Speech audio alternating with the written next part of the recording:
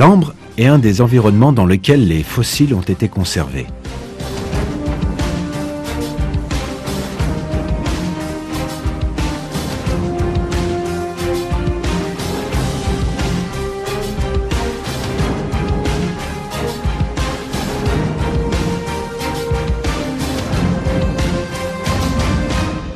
Les êtres vivants, tels que les insectes et même les petits reptiles, sont parfois pris au piège de la résine qui suinte de l'écorce des arbres.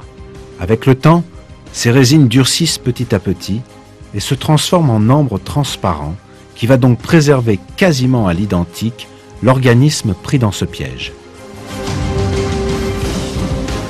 Puisque ces petites créatures emprisonnées dans l'ambre sont immédiatement et totalement coupées de tout contact avec l'atmosphère environnante, leur corps reste dans un état de préservation presque parfait pendant des millions d'années, et ce jusqu'à nos jours.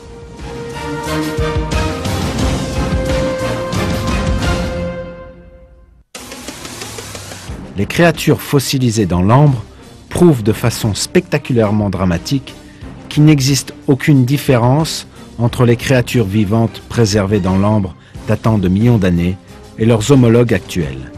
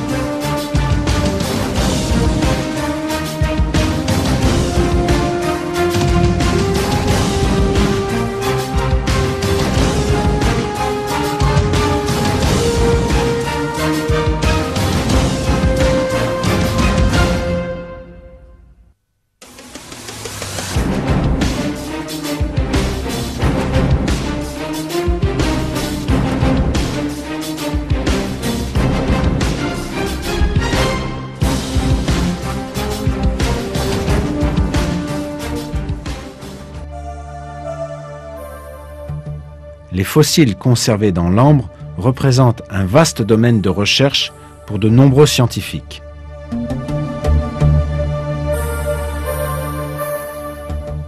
Par exemple, les entomologistes, les docteurs George Poinar et Roberta Poinar de l'Université de Californie de Berkeley, ont mené des études approfondies sur les fossiles conservés dans l'ambre dans différentes parties du monde, en particulier en République dominicaine.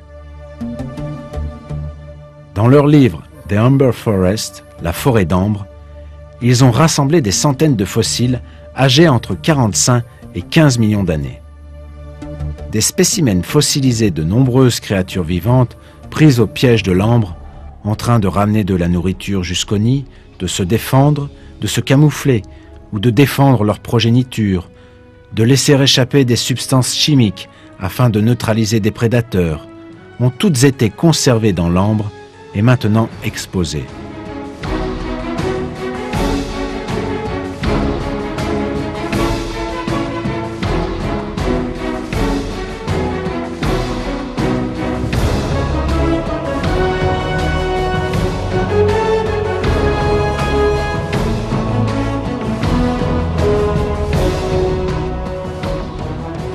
Comme d'autres fossiles, ceux conservés dans l'ambre démontrent un fait essentiel.